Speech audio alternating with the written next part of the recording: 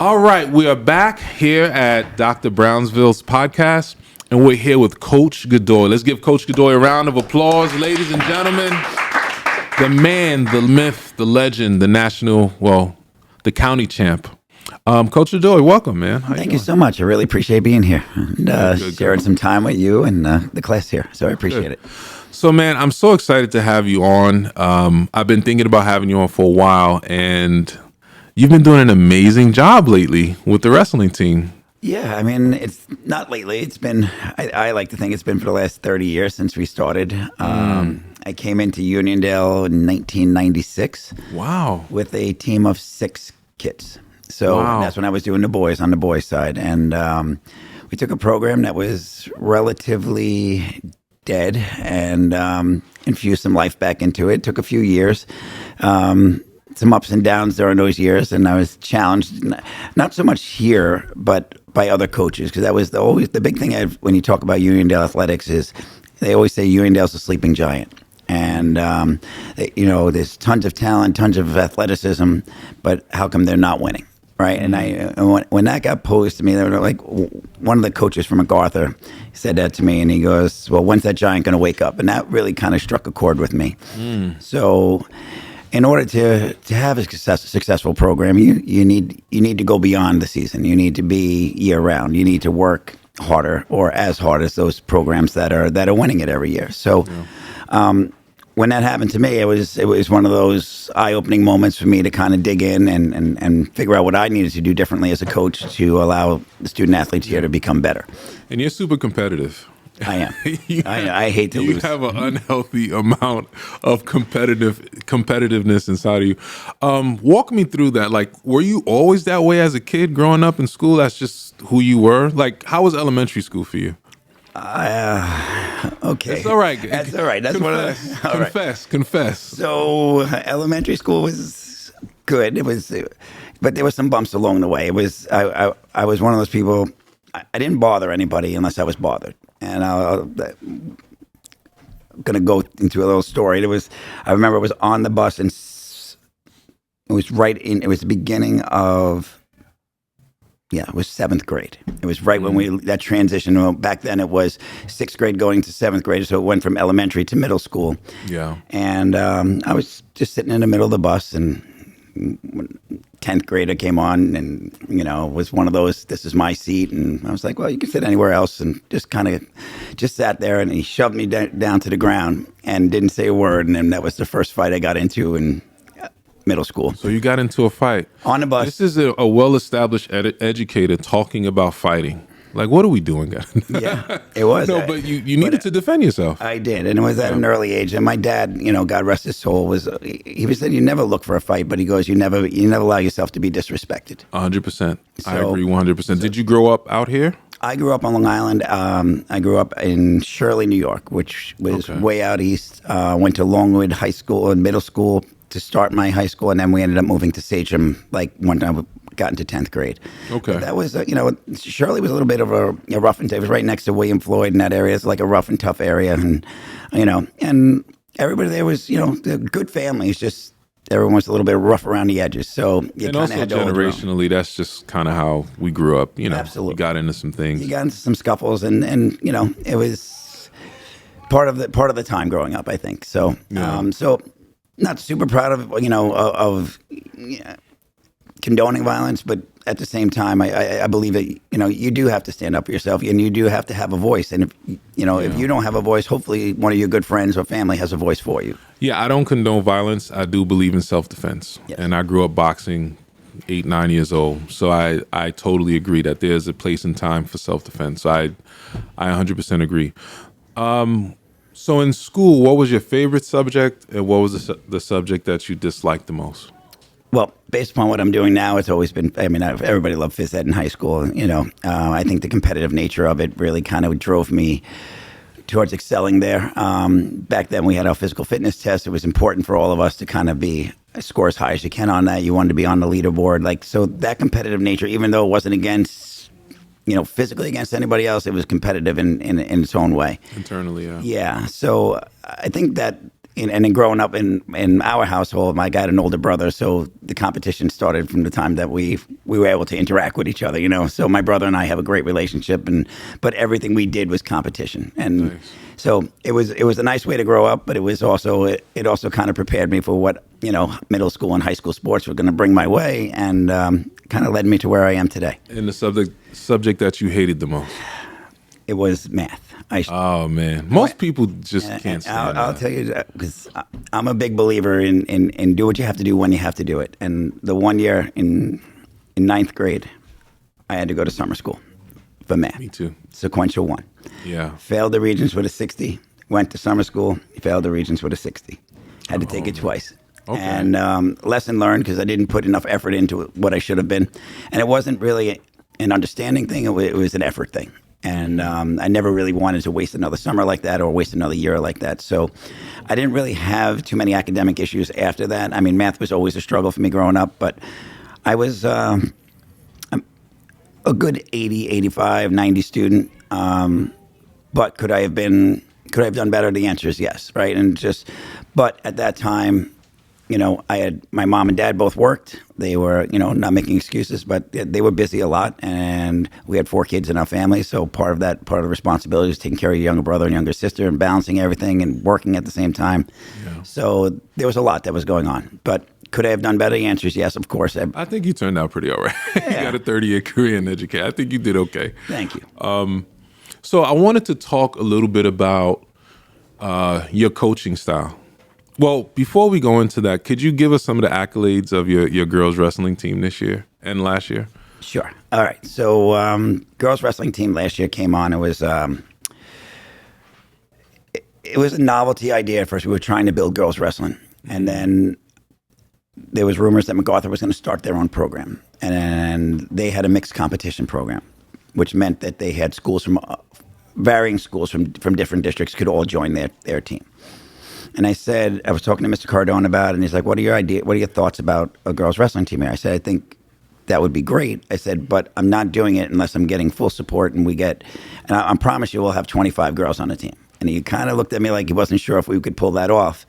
And a lot of recruitment, I recruited our girls soccer team, I recruited our girls badminton team, I recruited any of the girls that I saw in classes that I saw that looked athletic, and encouraged them to try something that was outside their comfort zone, something that was going to challenge them both physically and mentally. And to my surprise, like a lot of the girls agreed, is through conversation, and a lot of them would stop down my office and ask about it. Am I wrestling boys? And when the answer was no, you're going to be wrestling only against female athletes, and that was a big sell for them. So, and I told them that, it will change them, not just as a student, but as a person, because they're going to find self-worth and self-confidence that they didn't even know they had. That's right. And a lot of the girls over the year, they had body transformations. Some girls were, 135 pounds wrestling. They wrestled 114 at the end of the year. We had this year in particular, Valeria, our heavyweight weighed, I think, about 208, 209, and she competed at the county tournament at 187. Wow. So, the strength and the determination it takes to do that really says a lot about their work ethic and their commitment to the sport and their commitment to being better and trying something new. That was not readily available to them before the last year and a half. Yeah. I'm hearing rumors about flag football for the girls as well. I'm hearing some things. Because of what's happening with the girls wrestling, I'm hearing... I do think that would be another great step in the right direction. I think anytime you can empower women and girls, especially in high school, I think it's tremendous, right? Yeah, I think it would be awesome. And like you said, Uniondale is a sleeping giant. Academically, with our music, with our athletics, we have so many students, but I think, like you said, we have to give them different options. Absolutely. And give them different opportunities. Now, I wanted to talk about your coaching style. You guys might not know, but Coach Godoy is very old school, no nonsense. He coaches like he's back in the 80s and 90s. No excuses at all. And the question that I have is, how is it that you're able to maintain that old school way of coaching with this newer generation? And I'm asking not just about sports, but as even, a lot of teachers trying to connect to the students in this generation with that old school way of being. It doesn't work, but it's working with you. 3 things: faith, family, love. We preach that all the time. Explain. You got to have faith, whether it's in your religion, your coach, your team. You got to have faith, right? And that faith is all about a process. You got to trust the process. That's right. And that's what we instill, from week one. And we tell the girls, trust the process. Doesn't matter. Your wins and losses don't matter in the beginning of the season, right? Because those matches that you lose, no one's going to remember come February or January, where we just finished our county tournament. But how do you get kids to not be oversensitive about that stuff? Like people say that all the time, but it doesn't translate. But for whatever reason, it translates with you, where they're willing to try and mess up and fail and grow. I think with the girls, it's timing, right? In my life, could I have done this when I was 25, 26 years old? I'm not really sure I could have gotten the same results. Being a father, I think you and having a daughter as well. You understand how there are difficulties that we as men sometimes don't understand that our young ladies are going through, and just being able to have a softer side to that, I think sometimes helps them and gives them the comfort to be able to come to you with a lot of the issues, whether they're family issues, personal issues, feminine issues, which I've dealt with so many different things over the last 2 years that it's been eye-opening even to me, even having a daughter, some of the issues that go on. Yeah. But I think just having being able to have that open dialogue with them is really kind of what drew a lot more girls into the sport after the initial 10 or 15 that came out. So faith, family. Yep. And then love, right? Love. You got to love yourself, right? You got to love you got to love your teammates. And I believe you got to love your coach, because if you don't love your coach, then it's really difficult to show up every day and give what he's demanding. Do you find sometimes that the kids wrestle really to kind of make you happy, and they win kind of looking for that pat on the back from you? Because I've noticed that in other sports. Like sometimes the kids aren't really into it, but they'll say, I got to get this done for coach. We've had that this year. Even one of our girls, she was first year, senior, Emily Ramos.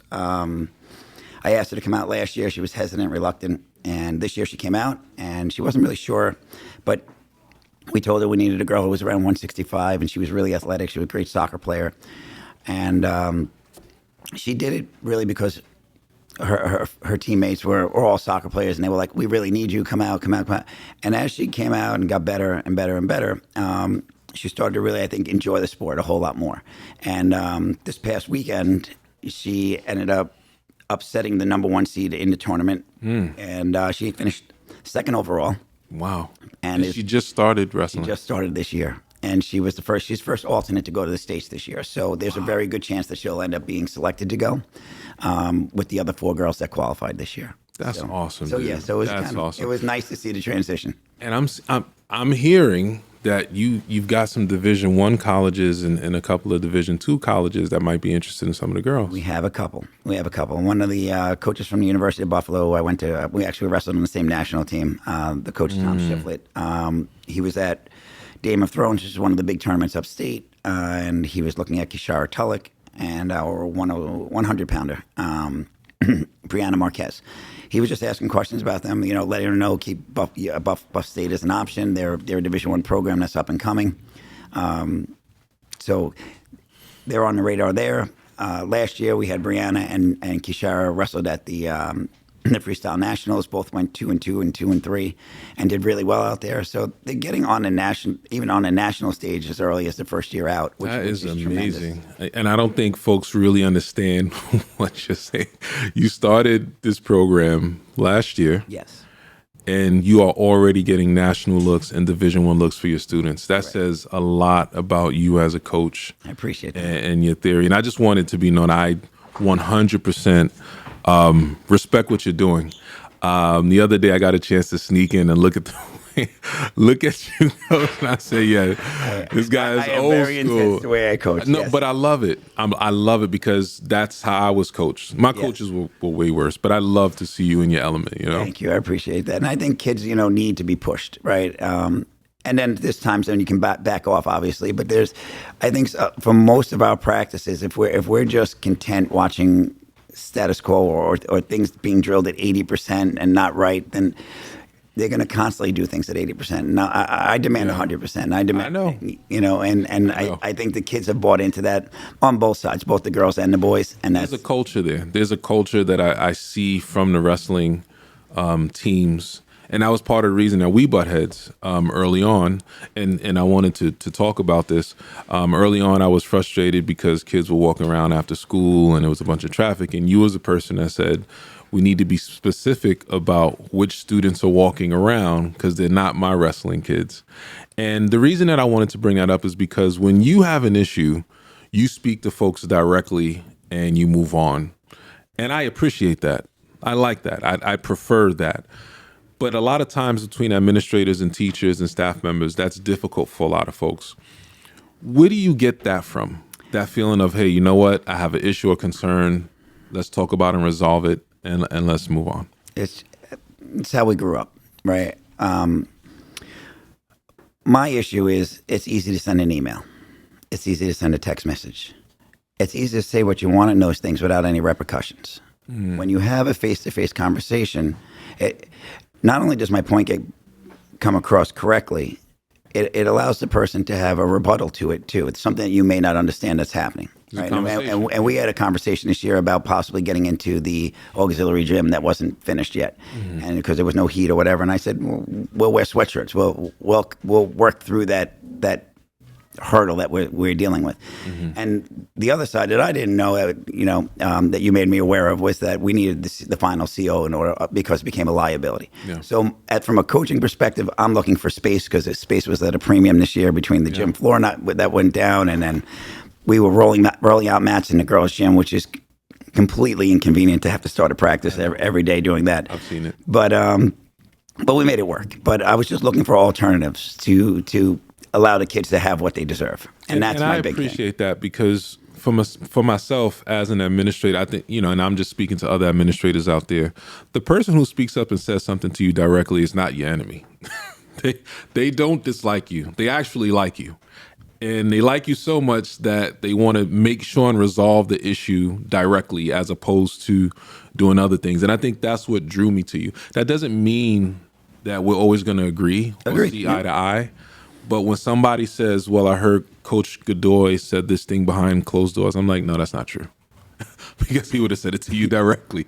I am direct. I think that's part of being a veteran too. I don't think you do that the first, second, third year. No, I agree. And I think as you're more established in wherever you're working, you it's not gain confidence. You just feel like you could offer a different viewpoint or perspective on things. Yeah. And it helped. It helped. I had an older guy. No disrespect to you.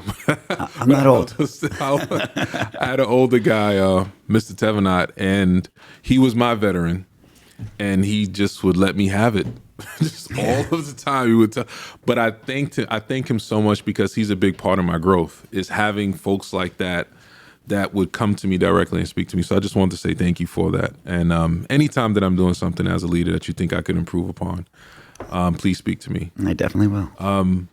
What's in the future for you guys? Like, if you had a wish list as a coach in the building specifically, what would you want? Oof. I know what you're gonna say. A room dedicated. It would be nice to have a room that's dedicated on the main floor, right? For multiple reasons. One, you want some sunlight in your room, right? The sunlight in the room also prevents the mats from getting any kind of disease. Ringworm is a big thing for us that we are constantly battling. Wow, I didn't know that. Yeah. So before every practice, I go down, I sweep the room, and I sanitize the room with an antimicrobial soap, so the kids don't end up having to deal with that. And we still get some cases because it just happens. But the sunlight upstairs would definitely help, alleviate some of that. Plus, that room is about 120 degrees on a. I know. And the ventilation isn't the greatest down there. So we would love to be able to get, an open space that we can call our own, and then on top of that, to me, it's my big thing is always getting the community to be able to come in, finding ways to invite the community into the building or onto the grounds or into the fields. I think those things are, even way back when I was coaching football, anytime if we can get a night game or we can do anything to promote athletics or music or theater that's going to bring the outside community in. I think we should be embracing that. Do you feel like it's kind of difficult to get parents to come out to the matches?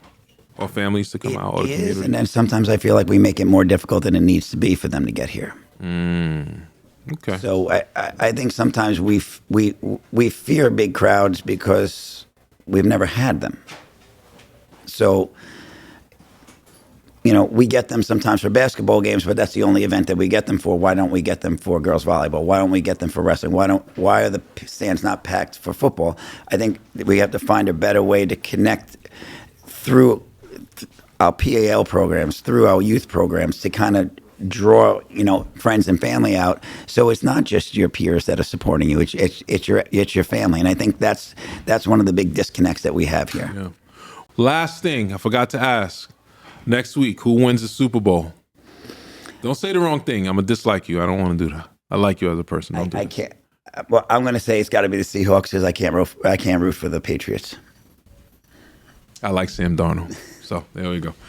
I just want to applaud you and give you your flowers, man. I think that you don't realize how much you're changing culture. You're changing mindsets. You're changing the profile of the entire district. And sometimes while you're doing it, you don't really see it and you're not thinking about it because you're just at work.